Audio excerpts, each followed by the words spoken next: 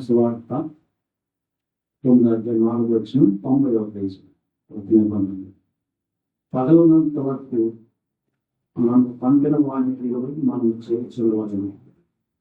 రాత్రి వచ్చుచున్నది, అప్పుడు ఎవరు పని చేయలేదు.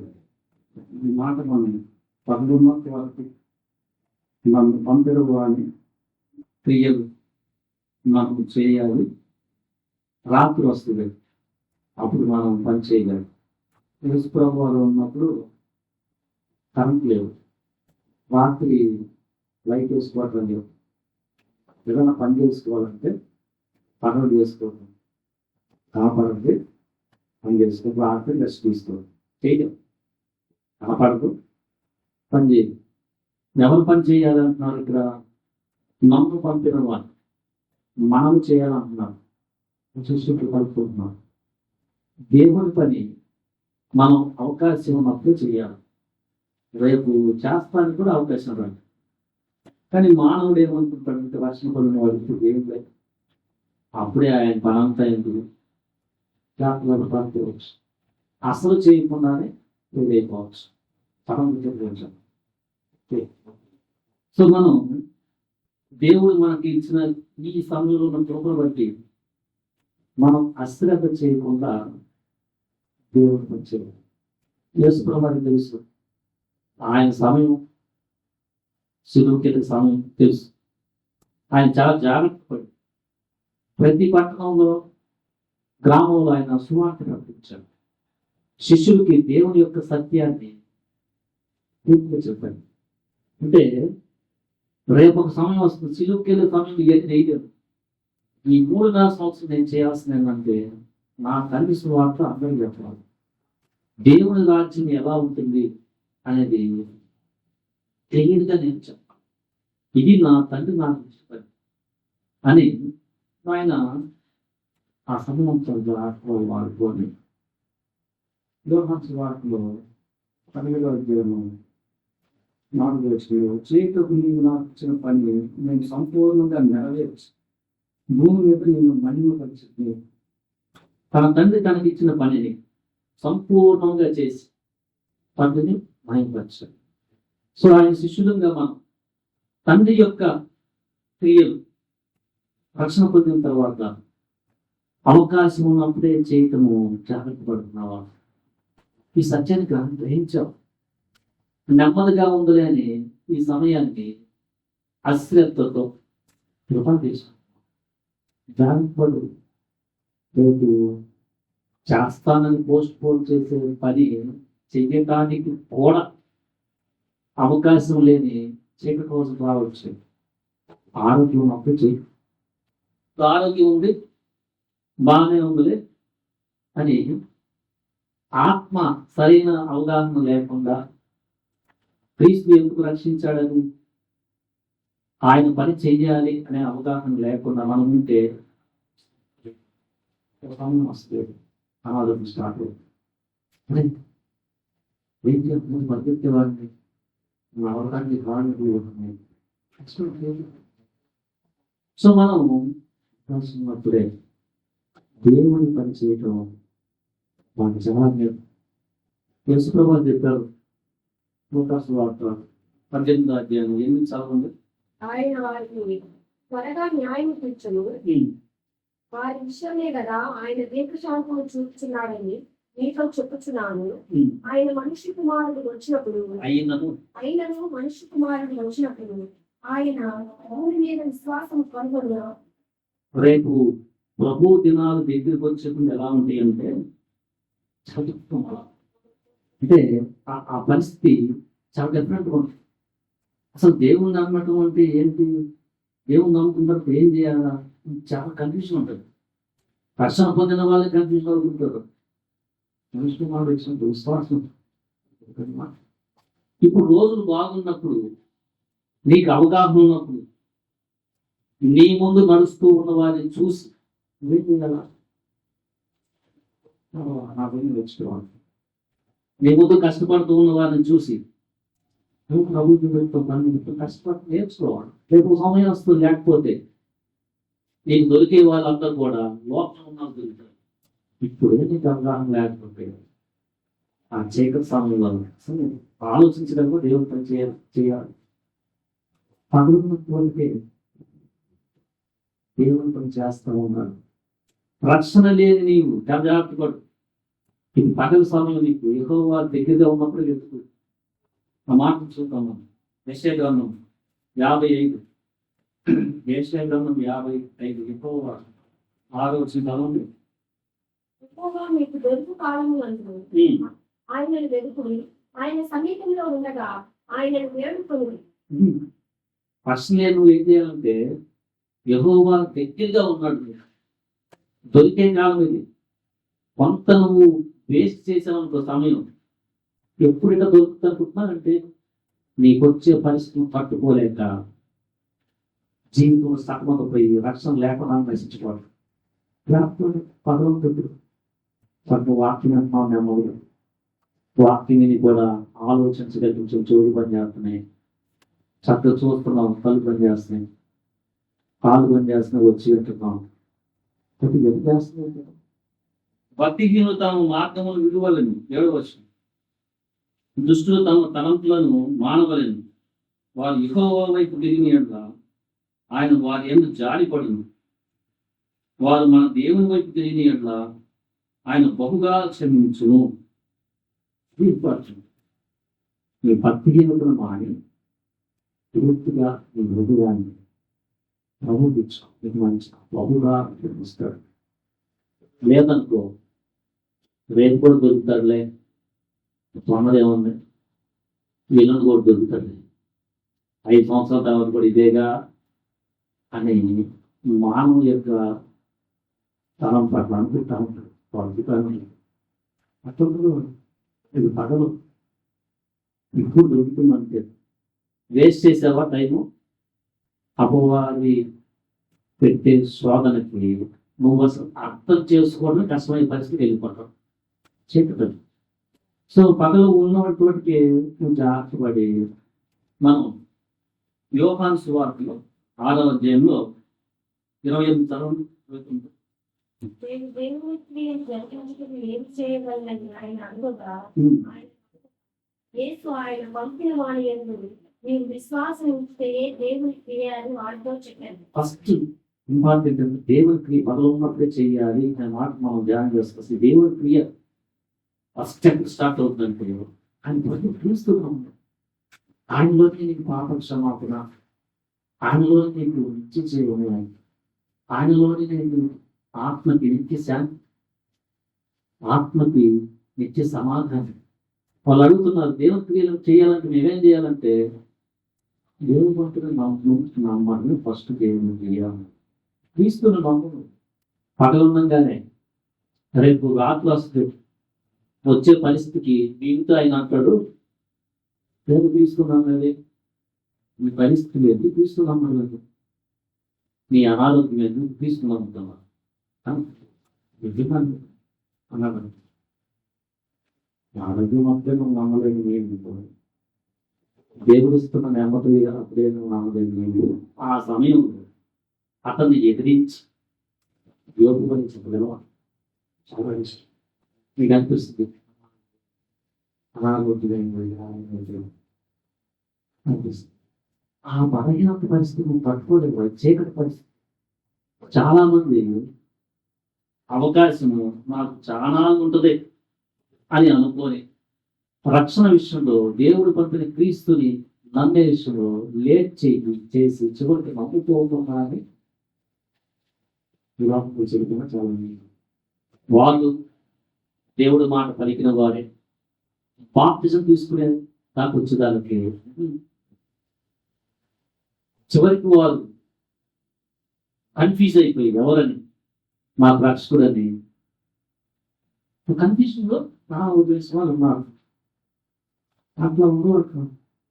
ఇప్పుడు నీకు అర్థమవుతుంది దేవుడు ఎలా ఉన్నది పరిశుద్ధుడు మరణాన్ని జయించిన వాడే ఉండాలా అనిపిస్తుంది. నీకు క్షమాపణ ఇస్తున్నానని చెప్తున్నాడు, దేవుడు రాజ్యం ఉందని చెప్తున్నాడు, ఆ రాజ్యానికి తగిన ప్రవర్తన ఎలా ఉండాలో సరి చేసుకోమని చెప్తున్నాడు, నీకు సహాయం చేస్తాను అంటున్నాడు.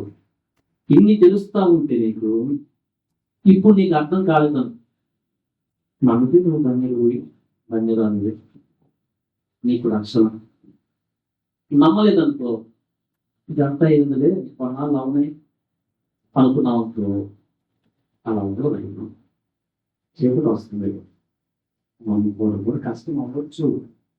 సో పరిస్థితులు బాగా ఉండి నువ్వు నడవగలిగి, నువ్వు బాప్తిజం కోసం మునగగలిగి ఉన్నప్పుడే బాప్తిజం బాప్తిజం తీసుకోవాలన్నా కూడా నువ్వు నీ శరీరం పరీక్ష కావచ్చు. అప్పుడు నువ్వు బాప్తిజం తీసుకోవట్లేదు, నీ ఆలోచన ఏం తీసుకుంటావని మనం పంపిన తండ్రి అతను నన్ను నమ్మట నేను దేవునికి ఏం చేసుకోగలుగుతాను. మమ్మల్ని నమ్మితే నీకు రక్షణ, నీకు పాప క్షమాపణ. నమ్మకపోయావా నిత్య శిక్ష. నమ్మి పాప పొందిన వాళ్ళు రక్షించబడతాడు, నమ్మని వాడిని శిక్ష విధించబడు. చాలా జాగ్రత్తపడు. రక్షణ పొందిన మనము కొంతమంది దేవుని పని చేయాలనుకుంటారు, చేయాలని ఉంటుంది మనసు. ప్రాక్టికల్గా కొద్ది కూడా సరైన ఎఫర్ట్ పెడతారు. అంటే దేవుని పనికి చేయవలసిన ప్రిపరేషన్ వాళ్ళు కనిపిస్తుంది. రేపు నువ్వు వాకింగ్ చెప్పాలంటే పగలున్నప్పుడు ఏం చేయాలి? రిలాక్స్గా ఉన్న టైం ఎక్కువ ఏం చేయాలి? వాకింగ్ అంటే చదువుకోవాలి. ఎందుకంటే సమయం చాలా ఉంది. సమయం చదువు, ఒక పుస్తకం తీస్తుంది, పద్ధతి తీస్తుంది, బయట అలా కాకుండా చదువుకుంటూ ఇచ్చినప్పుడు చదువుకుంటావులే అనుకున్నావు అనుకో, నువ్వు చదవాలని ఆలోచన నీ గురించి చెప్పుకోవాలి. ఎందుకంటే నీలో వాక్ వచ్చాను అది చేయగలుగుతాను. చదవు నువ్వు దేవుని ఆత్మని ప్రేరేపిస్తూ నెమ్మదిస్తూ నా వ్యక్తి పక్కన బయట వాళ్ళకి ఆ వాళ్ళకి వాక్యం ధ్యానం స్వరం నుంచి తప్పించబడతాం. ఈ సమయంలో నేను చేయాలి దేవుడిని పరిస్థితి బాగుంటుంది.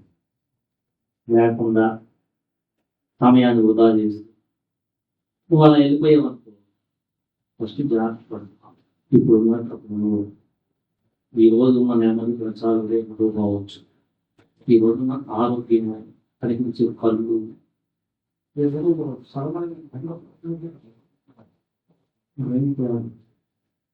బాగుంది, మంచి ఎక్సైట్ ఉంది.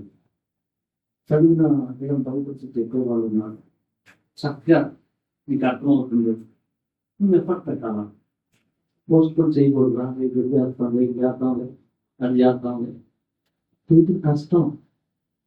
సోమర్థంగా వచ్చిందంటే దాంట్లో అట్లా పడిపోతావంటే సోమర్థమైన గాఢ నిధంలో పడేస్తుంది. చేయలేవు. మళ్ళా రావడం చాలా కష్టం. సోమర్థంగా రాకుండా ఉండే ఆ చేపట్లో భారత ముందే జాబ్ చేసుకో, డిసిప్లిన్ చదువుకో.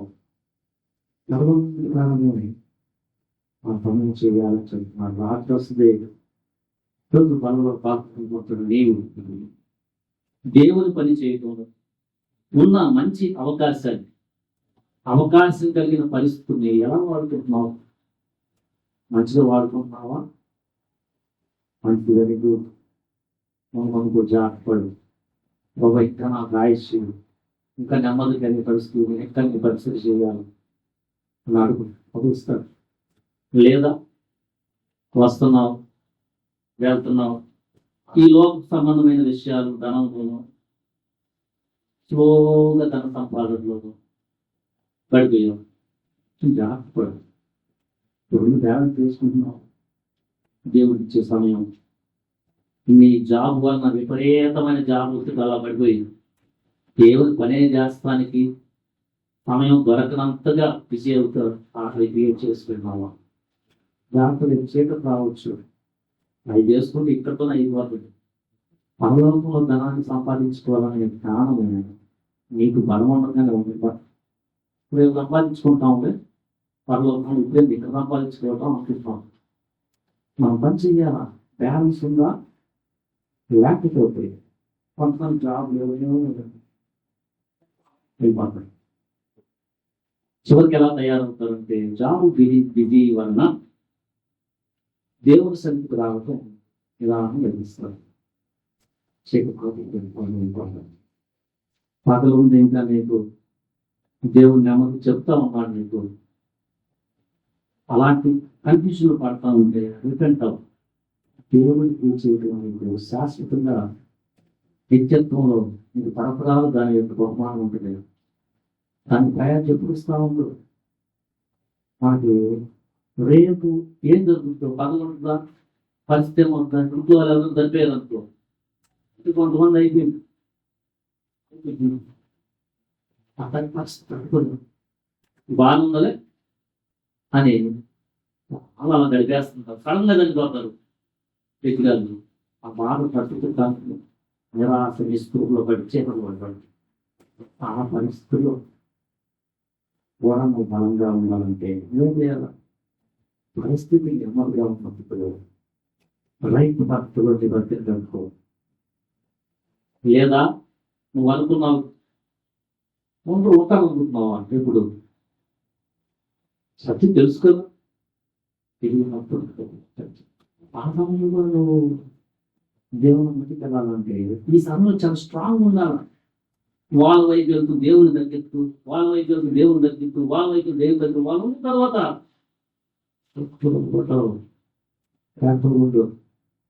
పరిస్థితి నెమ్మదిగా ఉన్నప్పుడే నీ భక్తి జీవితాన్ని స్ట్రాంగ్ కట్టుకో.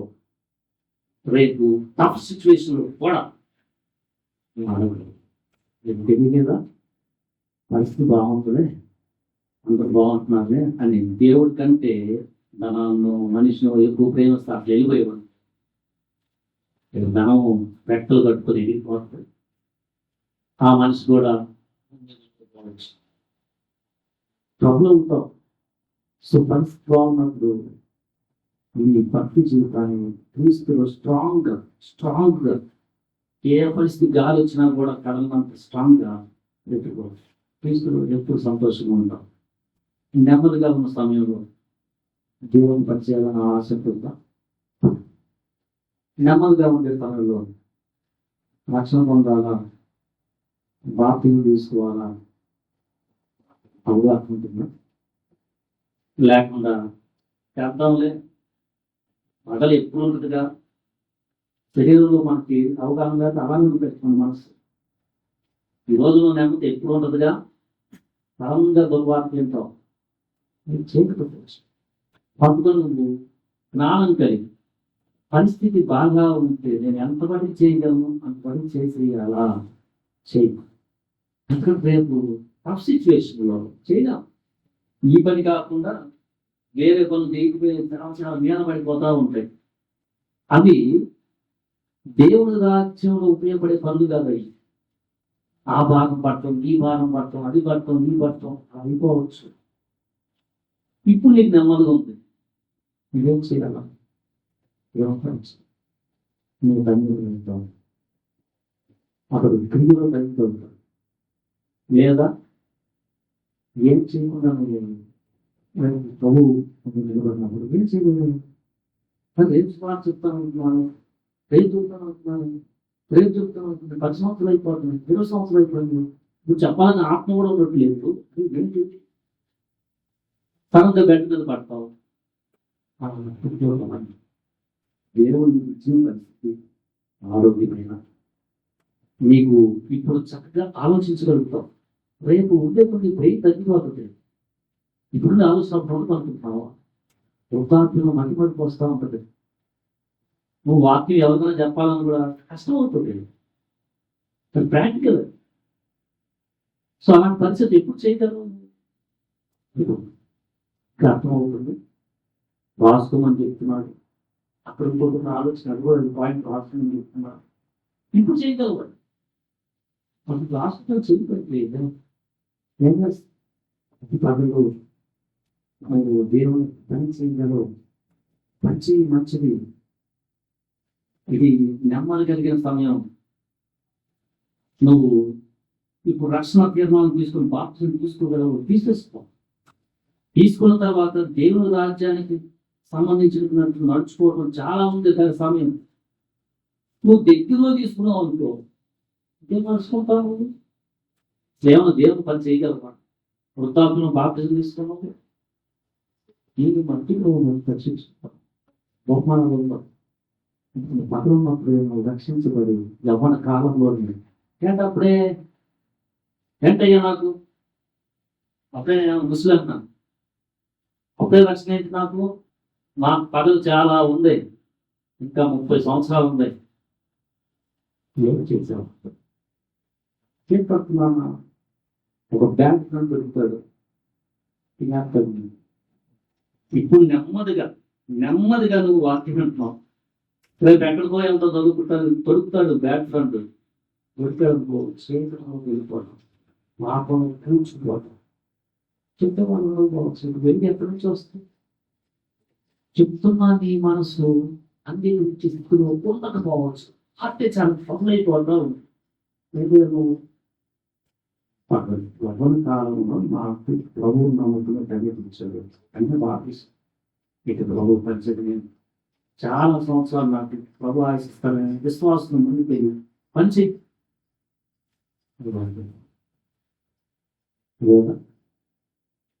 ఏముంది అని ఎవరో చెప్పే మాటలు ఇప్పుడెందుకు నీకు అన్నాడు అనుకో. అవి చీకటి మాటలని నువ్వు గమనించుకోలేక కరెక్టే 20 సంవత్సరాలు ఉంటుందిగా, ఇంకా 30 సంవత్సరాలు ఉంటుందిగా అనుకున్నావు. నువ్వు పరిస్థితి చీకట్లోకి వెళ్ళవచ్చు. జాగ్రత్త పడు. పగలు వెలుగుండగానే అవకాశం ఉండగానే నువ్వేం చేయాలో వాటిని చూసుకోవాలి. దాన్ని ప్రయాసం ఇవ్వకుండా నువ్వు కాలాన్ని భలేకుండని గడిపేస్తా ఉన్నావు. చీకటి రావచ్చు. ఫస్ట్ దేవునికి ఏమంటే తండ్రి పంతుల నమ్మి నా ఇంటి విశ్వాసం వచ్చని దేవుడికి అన్నాడు. విశ్వాసాన్ని బాపుని క్రియేట్లో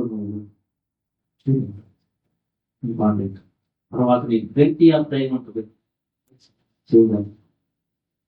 రక్షణ పొందిన మనం ఈరోజు రక్షించబడిన తర్వాత మాకు దేవుడు ఇచ్చిన నెమ్మది కలిగిన ఈ సమయంలో ఎంతవరకు మనం దేవుని పని చేస్తాం, క్రియ చేస్తాం.